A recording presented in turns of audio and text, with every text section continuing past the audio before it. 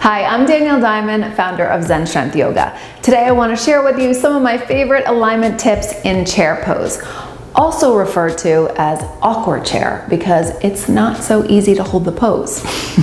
So first off, I'm going to turn to the side so you can see my alignment here. Two options. You can either bring your feet together and your ankles together, your knees together, or if that's not comfortable, you can keep your feet hip distance apart. If you do that, you just want to make sure that you're tracking your knees over your ankles. You don't want to have your feet hip distance apart and then bring your knees together. So you're either like this or you're together like this, okay? And then once you get there with your feet, you want to hug again, if your feet are together, hug the ankles and the knees together. Bend your knees and drop your tailbone. So one of the things that happens when we come down into this pose a lot is that we'll come into this big arch in the low back. I'm over exaggerating a little bit.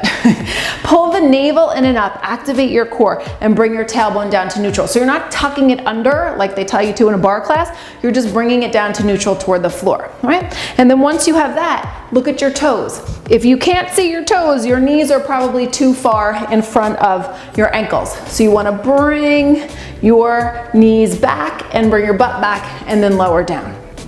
So again, activating the core, you're gonna reach your arms up overhead.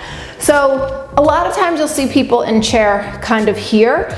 I like to challenge my students to really engage their core even more, to really activate here and see if you could pull the shoulders back over the hips more as if you were really sitting in a chair. So that tailbone drops down, navel in and up, rib cage comes back, shoulders stack, and then bring those thumbs back. If there's any back bend here, it's in the upper back. So open up the chest from the upper thoracic spine, okay? So big difference between this with the back arch like this, again, I'm over exaggerating, and like this. But you really want to be mindful of the knees not going past the toes because that puts pressure on your knee joint. So you just want to watch out for that. So once you have the alignment down in chair pose, we're going to add some weights. So this is simple. We'll just add a little bicep curl. Again, I like to do it with my feet together, but if you want, you can be with your feet apart. So the weights will come down. Again, shoulders back, try and get them over the hips as much as you can. I'm going to check the alignment of my knees being behind my toes, drop my tailbone. You're going to inhale on the extension and then exhale as you curl it up. Inhale.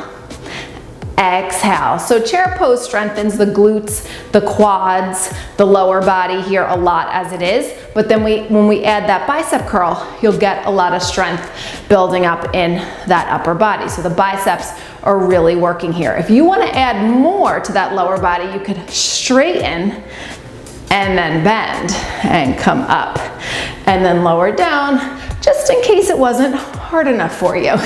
So you'll do 2 rounds, 10 reps each. You can do 3 or 4 if you really want to work that booty a little bit more, but 2 rounds of each is plenty. If you're looking for more videos like this, go to my website, zenstrength.com.